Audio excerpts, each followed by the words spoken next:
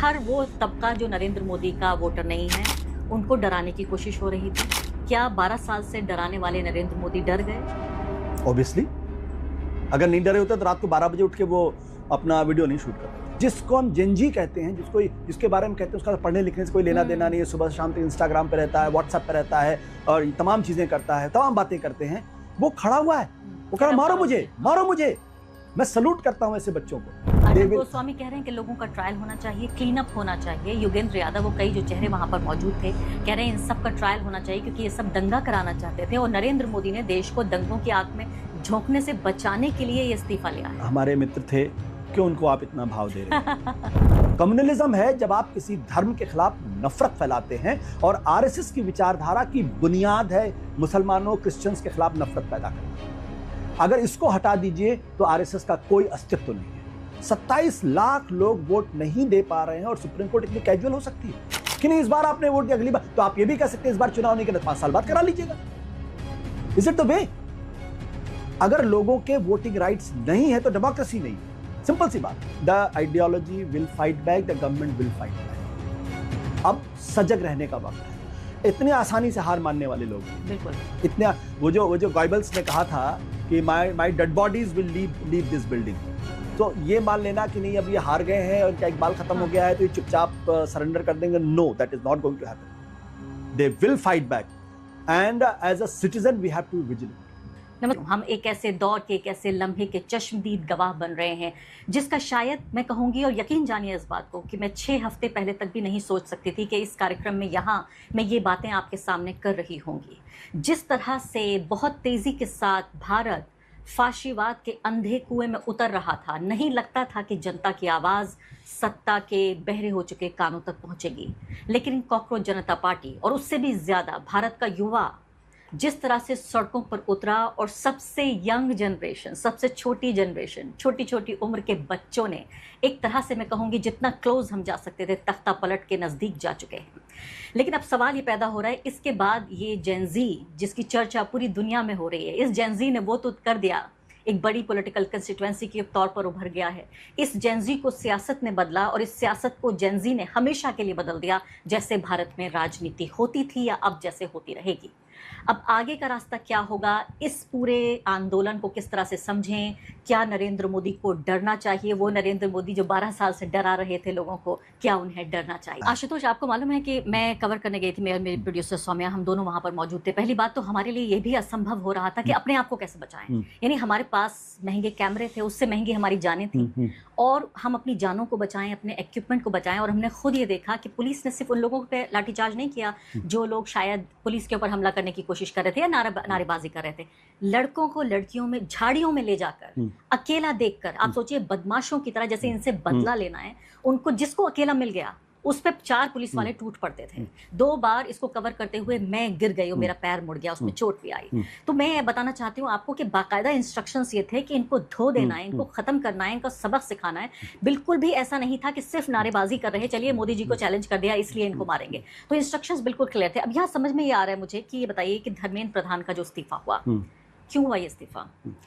धर्मेंद्र प्रधान का सवाल का जवाब देने के पहले मैं एक बात, जो बात आपने की बच्चों के साथ जिस तरीके से हिंसा की गई है, उसमें मैं एक चीज़ जरूर जोड़ना चाहूँगा। मुझे लगता है कि जो ये गांधी का जो रास्ता था, मतलब बच्चे खड़े हुए हैं, आप लाठियां मार रहे हैं, वो कह रहे हैं मारो मारो मारो मुझे, ये जो गांधी का रास्ता है। और मुझे उसी वक्त ध्यान आया कि दांडी यात्रा के वक्त जब गांधी के 72 सिपाहियों को पुलिस वालों ने घेरा और उन पर लाठियां बरसाई और किसी ने भी उफ नहीं की और किसी ने भी हाथ नहीं चलाया। वो लाठियां खाते थे, बेहोश होकर गिर जाते थे, खून निकलता था। जो वहाँ सेविकाएं होती थी गांधी की, वो उनको किनारे लेके जाती थी।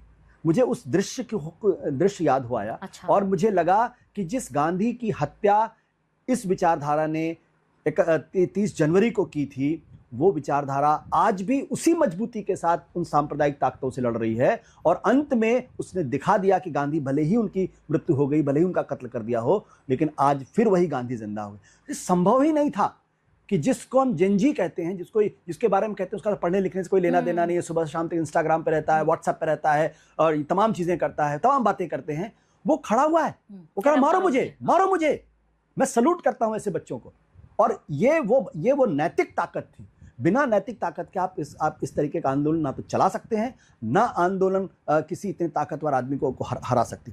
जहां तक धर्मेंद्र प्रधान का प्रश्न है, देखिए इस सरकार को अगर अक्ल होती, मेरी माँ कहती है ना, मेरी माँ कहती है कि जो बहुत चालाक कौवा होता है वो अंत में टट्टी खाता है। मेरी माँ यही कहती है, मेरी माँ बहुत ठेस गांव की हैं, वो अवध की हैं, वो यही कहती है कि जो चालाक कौवा होता है वो अंत में टट्टी खाता है।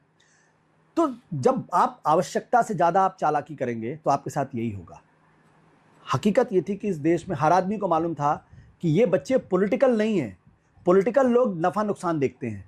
ये बच्चे कमिटमेंट लेकर आए थे और ये जैसे जैसे आंदोलन बढ़ता जा रहा था, अगर धर्मेंद्र प्रधान का इस्तीफा इन्होंने पहले दिन ले लिया होता, या जिस दिन सोनम वांगचुक को हटाकर उस दिन हटा दिया, उस दिन इस्तीफा ले लिया होता, तो ये इतना बड़ा मूवमेंट खड़ा नहीं होता और सरकार का इकबाल इतना कमजोर नहीं होता।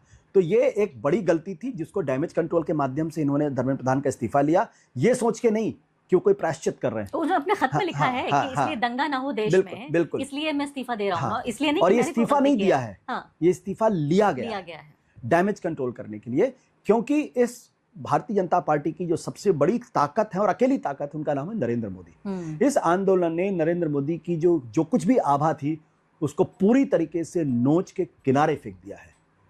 जब लोग नरेंद्र मोदी का नाम लेते हुए आपके ऊपर टूट पड़ते थे, गालियां देते थे, खुलेआम उनकी आलोचना हुई, खुलेआम उनको गालियां पड़ी हैं। उनको भी ये समझ जाना चाहिए, जब देश का प्रधानमंत्री रात को 12 बजे उठ के जब वो जंजी की तरीके से वीडियो बनाने लगे, तो समझ लीजिए कि वो कंफ्यूज्ड भी है और डरा हुआ भी है। He was desperate and confuse both. 2 दिन आपने बनाया, आपके जब सारे हथियार खत्म हो गए तब आपको लगा कि नहीं, अब इसके अलावा कोई रास्ता नहीं है। आपको पता है आशुतोष, प्रोटेस्ट साइट पर आप ये देखिए इस तरह के नारों का इस्तेमाल किया गया। आप जिस जेंजी का जिक्र कर रहे हैं, ये जेंजी, मुझे जलन हो रही है इनसे, ये डरते ही नहीं है। मुझे लोग कहते हैं आप बड़ी बेखौफ औरत हैं, आप बड़ी बेखौफ पत्रकार हैं। मैं बड़ी डरपोक पत्रकार हूँ। अगर मैं इन लोगों के सामने देखूं जिन नारों का इस्तेमाल वो कर रहे हैं, जिस तरह से अपने शरीर को वो एक शील्ड की तरह इस्तेमाल कर रहे हैं कि मेरा शरीर, मेरा करियर, मेरा भविष्य, मेरी जिंदगी कोई मायने ही नहीं रखती। मेरे मन में पत्रकारिता करती हूँ लेकिन सदा हुआ रहने की कोशिश करती हूँ, जिंदगी की परवाह करती हूँ, करियर की परवाह करती हूँ, सेहत की, इस शरीर की परवाह करती हूँ। मैं देखती हूँ ये कौन से क्रांतिकारी हैं जिन्हें किसी बात का की फिक्र ही नहीं है, होश ही नहीं है।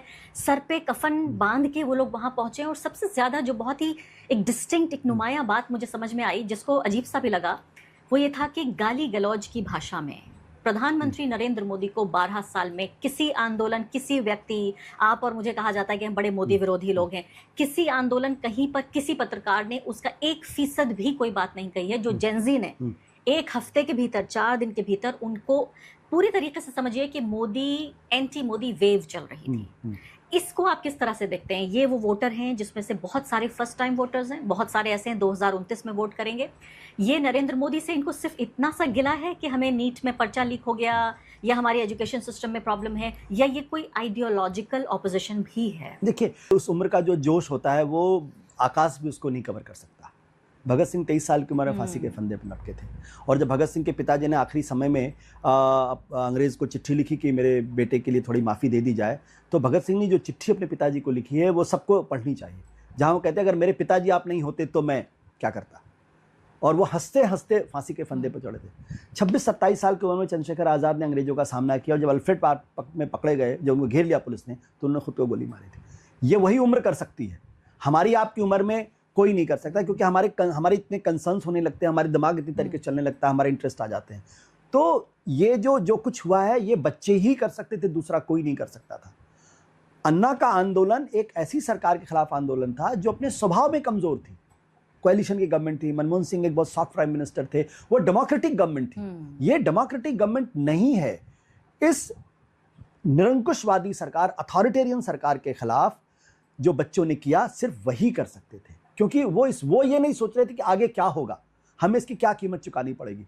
तो मैंने कहा ना कि भगत सिंह आदमी 28-29-30 साल के बाद नहीं बन सकता, वो 20-21 साल की उम्र में ही आदमी भगत सिंह बन सकता, उसके बाद नहीं बन सकता, क्योंकि फिर आप परिवार सोचने लगते हैं, बच्चों के बारे में सोचते हैं, सबके बारे में सोचने लगते हैं। तो जो ऊर्जा निकली वहां से, वो ऊर्जा सिर्फ नीट की वजह से नहीं है। लोगों के अंदर एक आक्रोश धीरे धीरे पनप रहा था, बच्चों के अंदर वो आक्रोश पनप रहा था। लोग ये देख रहे थे कि नैतिकता का सारा लबादा किस तरीके से उठा के फेंक दिया गया। एक झूठ का वातावरण इस देश के अंदर पैदा किया गया, हर चीज झूठ। आपके जीडीपी के आंकड़े झूठे हैं, आपकी बेरोजगारी के आंकड़े झूठे हैं। आप जो वायदे, आपने तो कहा था कि 2022 तक हम किसानों की आय दुगनी कर देंगे, कहाँ है? आपने कहा था 2022 में जो मैन्युफैक्चरिंग सेक्टर का जो कंट्रीब्यूशन है वो 25% होगा जीडीपी में, वो कहाँ है? आज आप थर्ड लार्जेस्ट इकोनॉमी के बारे में बात नहीं करते हैं। आपने तो सारे आंकड़े छुटाए। तो लोग इस बात को देख रहे थे। उसके बाद क्या हुआ कि 2024 के बाद हार जो हुई, जो आप बहुमत का आंकड़ा नहीं हुआ, जिस तरीके से आपने अनैतिक तरीके से सारी राजनीतिक पार्टियों को तोड़ना शुरू कर दिया, जिस तरीके से चुनाव आयोग का इस्तेमाल हुआ, जिस तरीके से चुनाव हमारे यहाँ संदिग्ध हो गए, ये सब लोग देख रहे थे। ऐसा नहीं था बच्चे देख नहीं रहे थे। जो बच्चे विदेशों में पढ़ रहे हैं या जो यहाँ पढ़ रहे हैं वो सब देख रहे थे इस बारे में। और एक एक इन्फॉर्मेशन आपको इंस्टा पे मिल रही है, आज आपको गूगल पे मिल रही है, यूट्यूब, सब जगह मिल रही है। इन्फॉर्मेशन लोगों को लगातार मिल रही थी, लेकिन बोले कौन? क्योंकि डर का वातावरण, खौफ का वातावरण। किसी को अपने माँ बाप की चिंता होती, तो किसी को अपने करियर की चिंता होती। लेकिन कहते हैं ना कि एक चिंगारी काफी थी इस पूरे को ज्वालामुखी को भड़काने के लिए। इसलिए जो हुआ वो अनायास नहीं है, it was just waiting to happen, और इसलिए ये हुआ। और अब अगर सरकार को जरा सी भी अगर अकल होगी तो वो आगे झूठ फरेब का वातावरण नहीं पैदा करेगी। मैं अभी वापस जाती हूँ जल्दी और धर्मेंद्र प्रधान के इस्तीफे पे आती हूँ कि क्या प्रधानमंत्री ने अपना इस्तीफा बचाने के लिए मंत्री प्रधान का इस्तीफा ले लिया। लेकिन इससे पहले एक महत्वपूर्ण बात यहाँ पर अंडरलाइन करना जरूरी है, क्योंकि आपने एक तरह से छेड़ दी है वो बहस। वो ये कि पिछले एक साल में जितने चुनाव हुए हैं, चाहे आप असम का चुनाव देख लीजिए, पश्चिम बंगाल का चुनाव, 3 बार उस चुनाव को कवर करने गई थी, और आप यकीन जानिए नतीजे सामने आए हैं। ऐसा लगता है कि या तो ये चुनाव नतीजे गलत हैं या मैं पागल हूँ, क्योंकि जमीन पर कुछ भी ऐसा देखने को नहीं मिला जो जिस तरह के चुनाव नतीजे आए। किसी ने भी प्रिडिक्ट नहीं किया। तो ये हो सकता था कि ममता थोड़ी कमजोर होती, हो सकता है हार भी जाती, ये भी पॉसिबल था। लेकिन इस तरह से कि उनको बाकायदा रुस्वा कर दिया जाएगा, वो ऐसा मैदान छोड़ के उनको भगा दिया जाएगा, उनकी खुद की सीट भी जो है वो ले ली जाएगी। मतलब इस चुनाव में सोचिए मुख्यमंत्रियों की सीटों को ले लिया गया है, वो हार गए मुख्यमंत्री। तो ये पूरे तरीके से जब हर जगह नरेंद्र मोदी, उनकी पॉलिटिकल पार्टी बीजेपी और आरएसएस इतने लोकप्रिय हैं कि इतने मार्जिन से चुनाव जीत रहे हैं, तो ये कौन दीवाने हैं जो सड़कों पर आकर प्रोटेस्ट कर रहे हैं? हमारे किसान प्रोटेस्ट कर रहे हैं, हमारा मजदूर पर प्रोटेस्ट कर रहा है, मुसलमान प्रोटेस्ट कर रहा है, किसान प्रोटेस्ट कर रहा है, अब हमारा जेनजी भी आ गया है, मिडिल क्लास परेशान है, हमारा मजदूर फैक्ट्रियों में काम करने वाला परेशान है। तो जब इतने लोकप्रिय हैं कि कोई चुनाव नहीं हार रहे हैं, तो सड़क पे क्यों आ रहे हैं? इधर मोदी को वोट देकर इधर प्रोटेस्ट करने आ जाते हैं। बिल्कुल, यही तो मैं कह रहा हूं। प्रोटेस्ट भी कर रहे हैं तो चलो ठीक है। इतनी पावरफुल सरकार और इतने पावरफुल प्राइम मिनिस्टर का अपने मंत्री को सैक करना, ये अपने आप में इस बात का प्रमाण है कि ये अंदर से बहुत ज्यादा कमजोर है, इनको हकीकत का अंदाजा है। बंगाल चुनाव के पहले मुझे बीजेपी के लोग कहते थे कि कम वोट में हम इनको जीतने नहीं देंगे, चाहे कुछ भी हो जाए।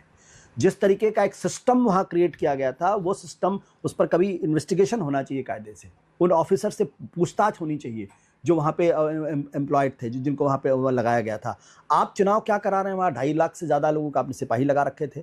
आपने चीफ सेक्रेटरी बदल दिया, डीजीपी बदल दिया, पुलिस बदल दिया, 100 से ज़्यादा सीनियर ऑफिसर्स को आपने बदल दिया। आपने पूरी सरकार को अपने कब्जे में कर लिया। 1 करोड़ लोगों को वोट नहीं देने दिया, और 90 लाख लोगों को वोट नहीं देने दिया। उसके अलावा आखिरी समय पे 27 लाख लोगों के वोट आपने काट दिए। और ये क्या कहा कि ये तो लॉजिकल डिस्क्रिपेंसी है। वो लॉजिकल डिस्क्रिपेंसी आपको बिहार में दिखाई नहीं पड़ती, तमिलनाडु में नहीं दिखाई पड़ती, केरल में दिखाई नहीं पड़ती, दिल्ली में नहीं दिखाई पड़ती, आपको सिर्फ बंगाल में दिखाई पड़ रही है।